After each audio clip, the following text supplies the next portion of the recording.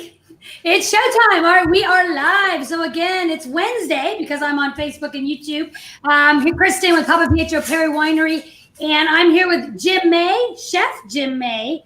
You may recognize him as well from the winery because he is also works in our tasting room and is our harvest chef. So we're doing a little different today. We are in kitchens. This is my kitchen. Jim's at his kitchen. Always fun to see people's homes, right? So there we go. But more importantly, in the kitchen, we have wine in our glass. So I'm drinking the 17 Charles. What do you have in your glass? You got the exact same thing, 17 Charles. It's going to go with this dish wonderfully. Perfect. We won't say what the dish is yet. So Jim, as I said, is our harvest chef, which means during harvest, Jim leaves the tasting room. He goes in the back kitchen at the winery, and he makes food for all the harvest people and all of us. If you've ever been to the winery during a regular week, you will see all the staff out at noon eating lunch because the winery is so generous, right? And they provide our lunches Monday through Friday, lots of leftovers for Saturday, Sunday. But during harvest, way more people, so Jim takes over that role. So doing these Facebook Lives, I was kind of thinking, what can we do for cooking? Everyone wants to cook. I'm not the best cook because I'm a single mom with 2 kids, and they just don't appreciate it. Sorry, dude. But I asked Jim to go in his pantry and pull out 5 ingredients, and let's make a nice, quick dish. HelloFresh, Blue Apron, whatever style. So Jim told me he was going to do some duck breast with a little apricot chutney, and I said, absolutely not. I don't have any of those items in my pantry, fridge, anywhere. So I tasked him with going back, and Jim, what are you going to make? Gonna make a dish that is simple and delicious, and it's the classic Roman dish called cacio e pepe. It's cheese and pepper. It's got butter and parsley, and that's pretty much it. Cheese, pepper, pasta, butter, parsley. That's it. All right, game on. Let's see how you do. I'm gonna start cooking the pasta because that's gonna take the longest. Okay. Just want to cook it al dente. So I put, salted water, and it's to a boil. And this will take, if it says takes 12 minutes, we're going to take it out about 10 minutes. So it's a little al dente. Okay, so me on this end, I'm having my 14-year-old. Where are you, dude? Here's my 14-year-old. He's going to do it. So Tayson, is the water boiling? So you bring the water on, you boil it, you add some salt, and then you pop your pasta in there. What's that? Put a tablespoon of salt in there. Tablespoon of salt. All right, I like that already. Did you put a tablespoon of salt, Tayson? And while that's cooking, and I'm going to do this real slow, I'm going to put the 2 tablespoons of butter into another pan. Turn it on. And we'll melt that and then add the pepper. You can either do coarse ground or you can do fine ground. Every restaurant we ate in Rome had a different one. Fine ground, I think, spreads it out a little bit better. So, and this is a classic dish from Rome, right? I just learned today that it is one of Renee Perry's favorite dishes, and she tried to eat it every time she was in Rome. So, we got Yolanda saying hi, Lori Ferguson saying hi, Jim. Ross loves you as well. Wendy's on. You guys are great. Oh, and someone who I was missing. Oh, Thomas O'Donnell got you guys as well. They're watching. I wonder if you guys are cooking too. Yes, sweetie. Put the butter in the saute pan. Put the butter in the saute pan. Turn that on. I've got a heaping teaspoon I use the fine ground black pepper. I'm going to put that in, and just for a minute or 2, let it kind of toast a little bit. It'll bloom. The flavors will come. What do you mean bloom? Release the. What does bloom mean? It's like with a little bit of heat, like with any spice, a little bit of heat is going to release the oils and expand the flavors. So that's kind of like swirling. Yeah. And kind of like swirling does with the wine, right? I'm letting this bloom. Yeah, there you go. It's just, same thing. And then I'm going to turn this down. This is about ready. But like I said, once the pasta's ready, we're going to put a little pasta water in there. Put the pasta in there and toss in the cheese, and that's it. I mean, it's a simple dish, but it's just wonderful. Oh, that is easy. And so when we asked you to prepare a dish, we also said, what wine do you think would go well with this? And you said? Well, I like the Charles because it's got that brightness of like Italian wines. It's got good acid. It's got good earthiness. It's got the spice. The actual pasta with the pepper, I get a little white pepper in the finish here. They got the acid that cuts through the cheesiness. It's a wonderful combination of wine and food for me. My problem is I need to pour myself more wine because I was drinking it while I was working over here. This is how I cook. Oh, there. Well, that's how. Look at how much this bottle's gone. You're not even cooking with the wine. My trusty cameraman is helping me, though. It's not just me. Oh, whatever. Hey, Craig, hopefully you opened some of the 17 Charles and Campbell Ranch that we're going to open tonight. Craig was chatting earlier on that. So, but I do want to go back to you, Jim, because you have quite the history with food. So a couple quick questions off the bat. You do the harvest meals of the winery. What is your favorite or most asked for harvest meal to create? You know, we go all around the world. Some of this, like a meatball sub is fine. I did linguine with shrimp, scampi, and later to wrap it all up, we're going to do filet mignon with béarnaise sauce, and we're doing duck. You know, I raided the pantry. I'm going to do duck with a homemade plum sauce, and no one's going to go away hungry, but that's going to be the last day of the harvest crew. We never go away. Well, because normally the harvest crew goes out to dinner in San Fran and you guys do it up. But due to COVID, we now, us peons who work at the winery are not part of harvest, get to enjoy dinner. So I am beyond excited, without a doubt. And you're right, you do. And you cook for usually how many people? 15 to 20. A lot of the growers come in right at lunchtime, so we often feed Nick Laris and the Charles family, and that's why we doing some. So Charles. It's right around noon. Not that just anybody can walk in and join us for lunch, but it is right around noon. And actually, between you and Dave Lowe is our assistant winemaker, and he is our non-harvest chef. So I guess anytime non-harvest, Dave's cooking lunch. The majority of the year, and he does some remarkable. We do different things, but we always work together when we're talking about food. Oh, you guys do, and this is what I say about you guys. You guys do stone soup because I'll ask you what you make, and you're like, "Yeah, I just made some fettuccine alfredo," and then nobody said you can pop in. That's right, Wendy. And then when we sit down between you and Dave and Tyson and Ben, you guys are all these great foodies, and you're like, there's a little garlic in there. You use Chinese 5-spice, and you guys pick out all the different flavors in the food, which is fascinating to me, which also is probably why you guys are so great when you're doing the tasting notes, you're making the wine. Same thing. Yeah, everyone's picking out different components out of the wine and the grapes and the flavors, and like I said, it's fun to know. So when I make a dish, I don't think it's the end-all perfect dish. I like to get feedback from other people and see what they like, and then we'll tweak it till it's perfect. And the other thing Jim does is our wine club members out there, when you get your newsletter, that's in every club shipment, Jim creates the recipe in those. And so the best part, what? Oh, no, you don't have the cheese yet. All you do is saute the butter with a little black pepper in there. Yeah, and turn it off. Once it blooms. Once it blooms. Done.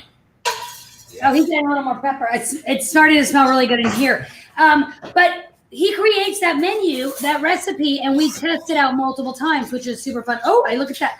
Oh, he added some scoops of half a cup of the pasta water. Pasta water. Hold on one second. I got to help for 1 second over here because this needs to be cooked in. And then you want to add little scoops of that here. Sorry about that. Good thing I'm dressed appropriately. I just heard the big noise.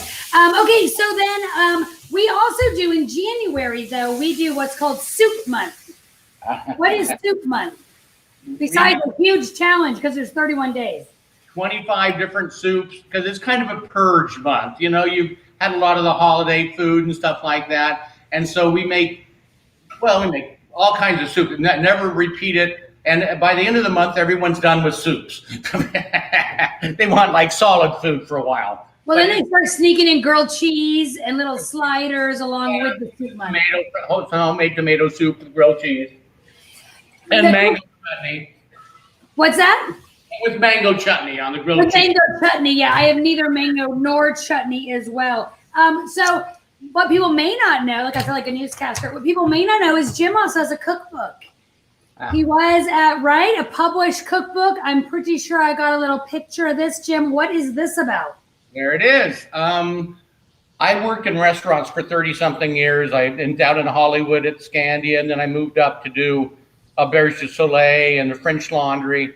And then I loved food and wine. My grandparents were French. I had a lot of wine when I was young, growing up with meals. And so it was natural for me to incorporate wine and food together in my profession. So that's what I ended up starting working for wineries. Craigford Cellars was one of them, Alderbrook and Peter Michael. And then for the last 10 years, I've been at Papapietro Perry, one of my favorites. 10 years.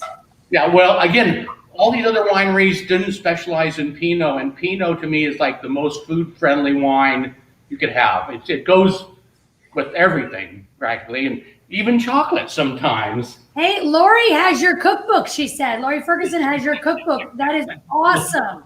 Lori, next time you come visit, Jim will sign it for you. Yeah. That is awesome. But I love, I think I saw it at your guys' house. I don't have it, but that is a phenomenal. Look at that. Yeah, and my pirate shirt. What's that? Your pirate shirt? Oh, that was. It reminds me of that Seinfeld episode. That's hilarious. All righty, so let's see. So you've been with Papapietro Perry for 10 years. Amazing.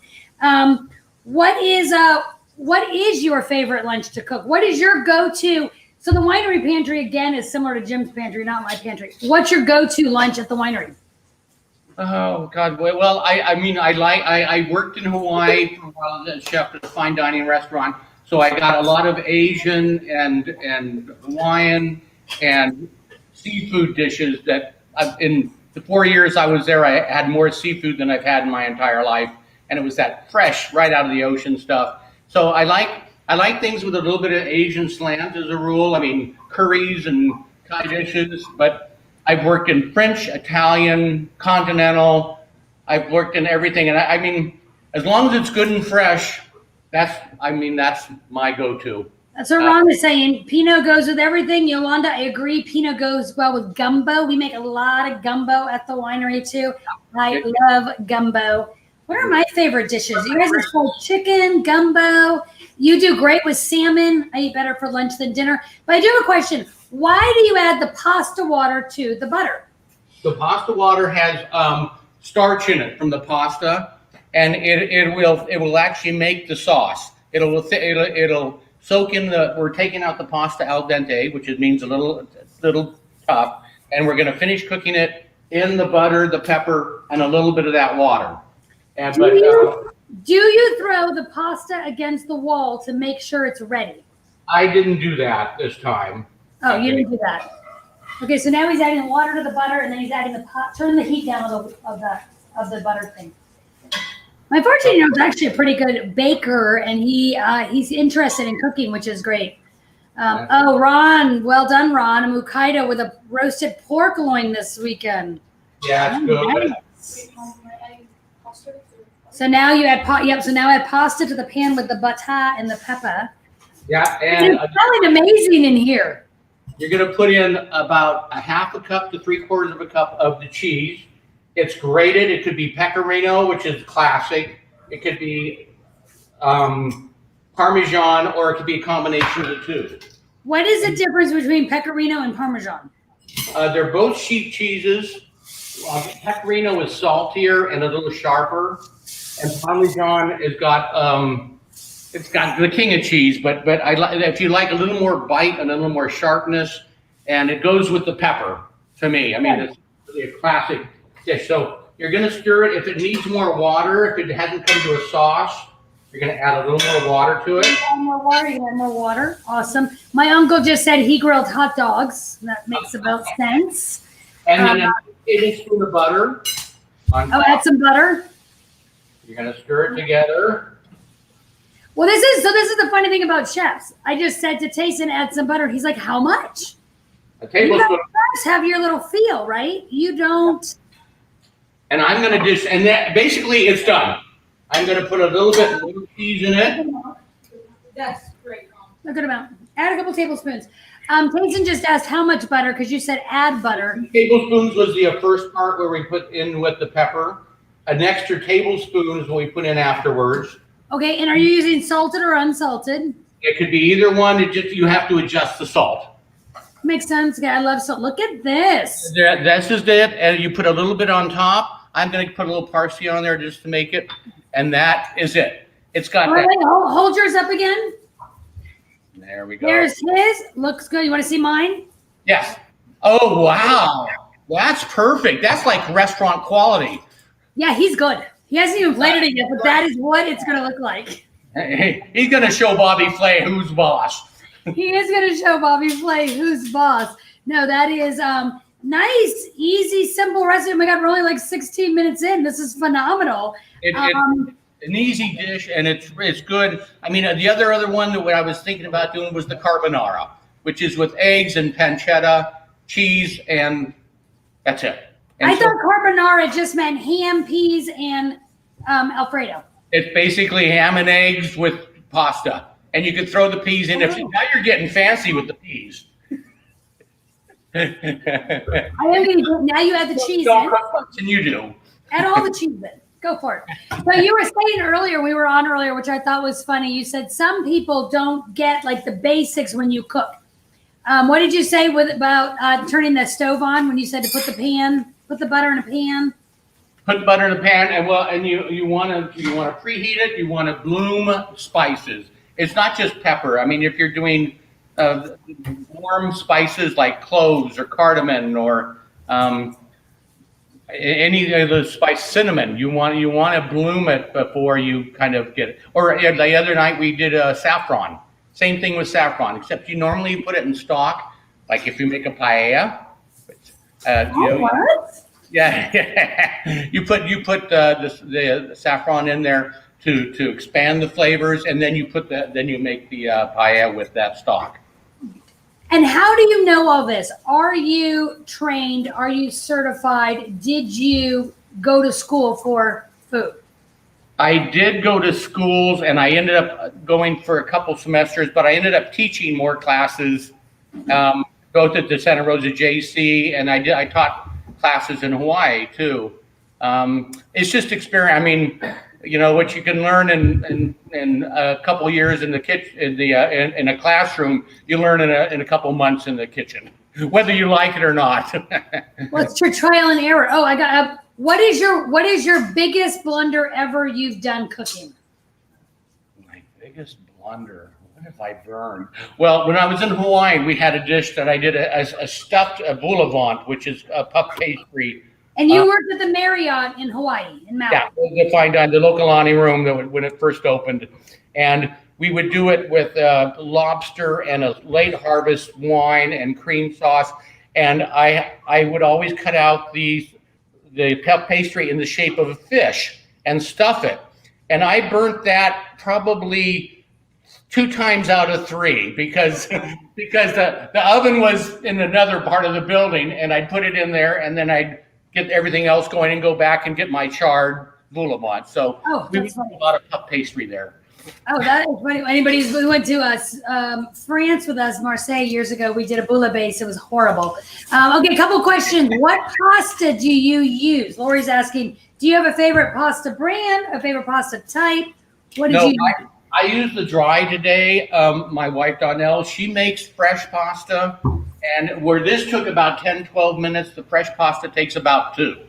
It takes an hour to make, but it only takes 2 minutes to cook. So if you're like me, I use dry. Is that what it's called? Dry pasta? I use dry pasta. Yeah, I did today because we didn't have time to make the pasta. You guys are amazing with your making your foods. If you're good. Oh, This is what we use. This brand. Checo.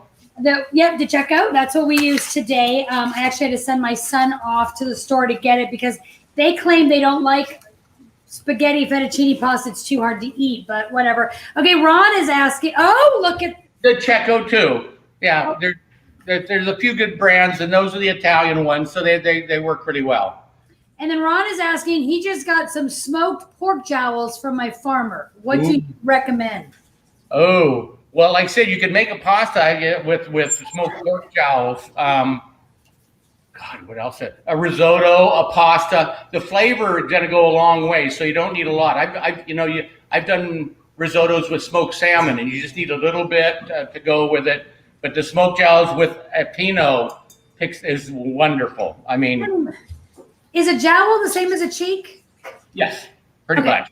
Because I think anything that says cheek on it, I always order it and we'll definitely eat it because it's delicious. So, did you try your pasta? I'm still waiting to get served mine. How you doing there, kid? Yeah, serve it up. Here, if you got it, I can only hand that to you. I know. Did you try it? I didn't, but I will. How did it go with your wine?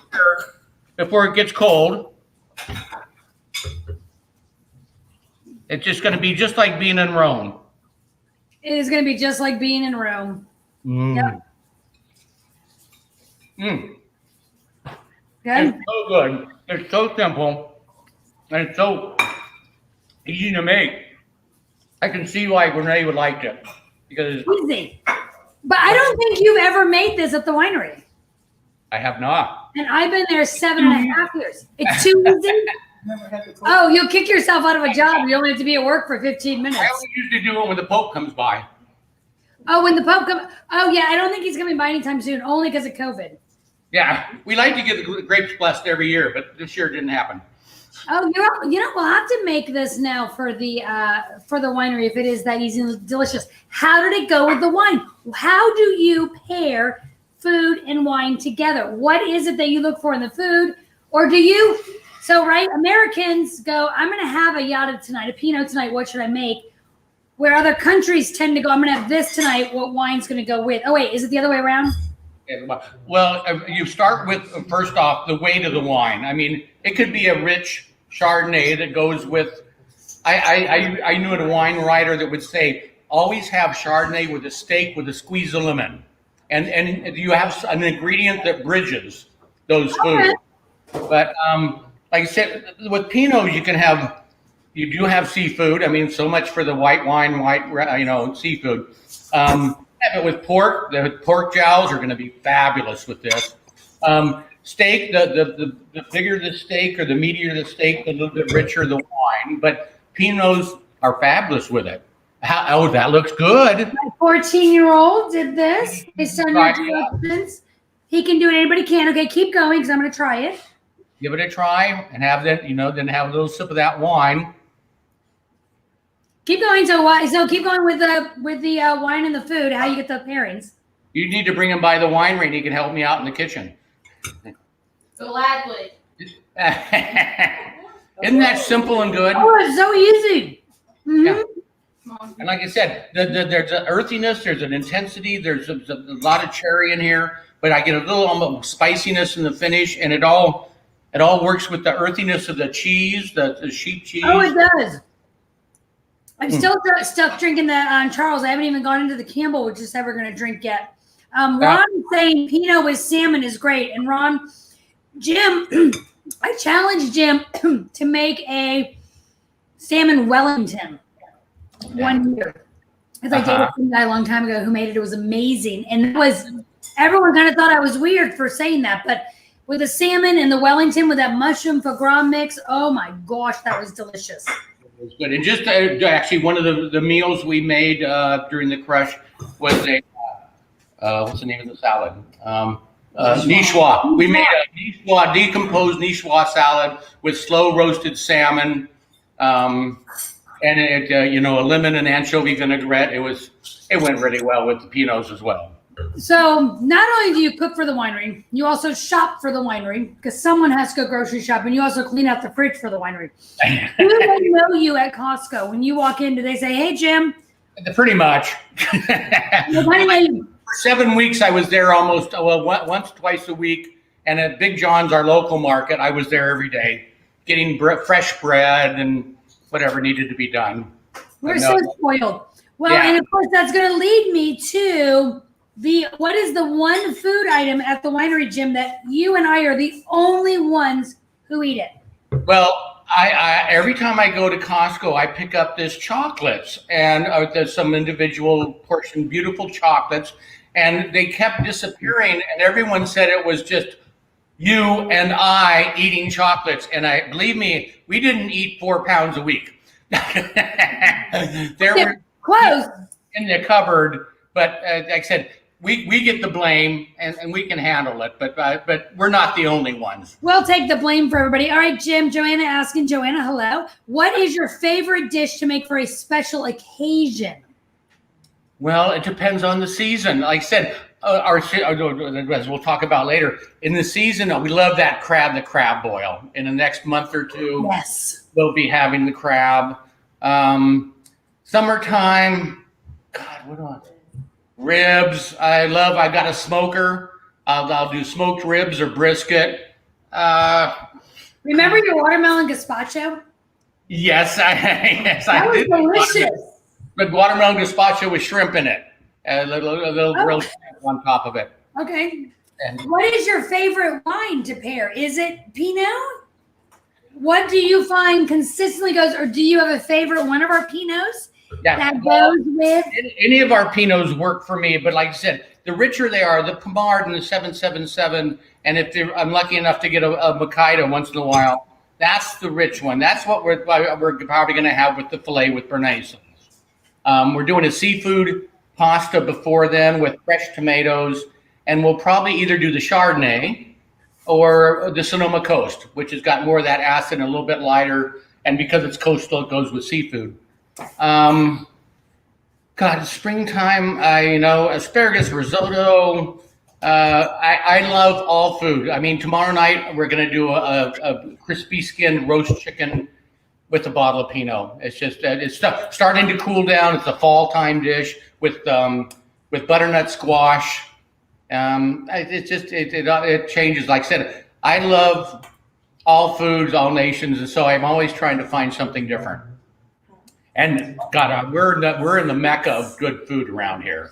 Oh, Joanna just brought that up to me. Good point, Joanna. You did a Cajun pasta dish. So back pre-COVID, the winery used to travel a good amount, and we were doing a wine dinner on board one of the ships, and they were doing a Cajun pasta that they paired with one of our wines. So we challenged Jim yet again. Apparently, Jim, I like to challenge you. We challenged you yet again to make this Cajun dish based on the title of the Cajun dish. It's like a cream sauce with peppers as well and chicken or something. And what we called it? Voodoo? Was that the voodoo? No, the voodoo pasta, right? And it is it was in one of our spring newsletters. It is on our website, and that is probably one of the recipes, Jim. We got so many comments because it was, if I'm remembering correct, it was super easy to make. It's super easy to make. It's got andouille sausage and I don't know, a bunch of other stuff. That was a year or two ago, so I've been through a few other recipes since then. No, that was phenomenal. And then you also judge at the Spring County Harvest Fair. I do. Well, I've judged for the Chronicle. I've judged for the Mercury News, but for the the Harvest Fair, I've been doing food, and you do 30 dishes and won't have dinner that night. But no, apparently not. Do you have a favorite dish? He will not say the least favorite dish. He already said no on our pre-time. Well, which I love doing, and it was all desserts, and it was chocolates and sugars, and it was a night of no sleep because it was like a sugar rush all night, but they were all delicious. That would be hard. Yeah. Do you taste these things blind, or do you know who is blind? Blind. They are blind. They're blind. And I'm happy to do that. This year because of COVID, there weren't a lot of restaurants. I mean, we had a lot of entries, but normally we have about 60 to 80 appetizers from restaurants that are open. And because of COVID and they're not even open, we had quite a few less. So you did do it this year. They did do it. They did. They're not having the fair. It was all virtual, but we did judge. We judged there. I did desserts again. So, all right, David. David's asking, what would you pair with kangaroo? Asking for a friend, which I'm wondering. My friend David's asking this. I served kangaroo at my wedding. Unfortunately, I'm divorced. But when I got married, we served kangaroo, which is delicious. It's like a sweet fillet. What would you serve with kangaroo? I've never had kangaroo, but if it's anything like alligator or something, it's going to taste like chicken. What? You thought it tasted like chicken? I've never had it. But, I did. It was like, oh, we should do that one. Let's do that. Did you get a kangaroo? You used to do emu, right? So Timbercrest Farms, which is where the winery is. Emu is, there's emu farms all around us. We could do emu burgers or, the emu is definitely more of a red meat for poultry. Can you order exotic meats? I don't do exotic meat so much. We've done venison and stuff like that, which is really delicious, but it's not something easy to get. Or boar. We've had a lot of boar sausage and we're gonna look up this. We're gonna try to find kangaroo. Yolanda asked me, did I get married in Australia? No, Yolanda, I got married in Nesbitt, Mississippi. And I was in Memphis, Tennessee at the time. What's that? How'd you get kangaroo out of there? So my ex-husband worked for PF Chang's, and I worked for this place called Yaya's, and we knew, you know, people in the industry, and where he got his meat, the guy's like, we also get exotic meats. How do you like it? On your list, and I thought it'd be super cool to serve something different. Yeah. As well. So yeah, no, it was fun. All right, last question for you. Have you ever, and you know who's asking this, have you ever made a chili for a chili contest, and how did that go for you? Okay, I think that's from the winner of the contest. Oh, it's a total shelled question. Who did a chili verde? I did a duck and dried chili. And I thought it was delicious, but there were 4 chilies involved, and we're going to have another taste off somewhere down the line. But Dan won the chili award, and I do love I love chili, but I've never made the duck chili with the cherry, but I thought it was good. But yeah, it was a democratic process. Oh, that's what we're going with. All right, so a couple of things to wrap it up. Joanna, thank you. Joanna's doing so good tonight. She's reminded me Jim's wife, Donnell, is Richard Catelli's goddaughter. And Catelli's is going to be joining us as a chef in October. She better not be making the same thing. Yeah. We know where she got the recipe. No, Catelli's is absolutely delicious and amazing. Little restaurant in Geyserville. If you come out and visit us, definitely go. Yeah, Jim, you are amazing. I'm so glad you joined us. Cheers to you. Cheers. Hope everyone's going to eat some. How do you say this dish again? Papapietro Perry family. It's one. How do you say this dish again? Cacio e pepe. It's cacio e pepe with Papapietro Perry. There we go. There's a lot. Yeah, it sounds so Italian. It does sound so Italian. All right, thank you. Thank you, Jim, for joining us. Thank you, everybody else, for joining us. Until we meet again next week. Cheers.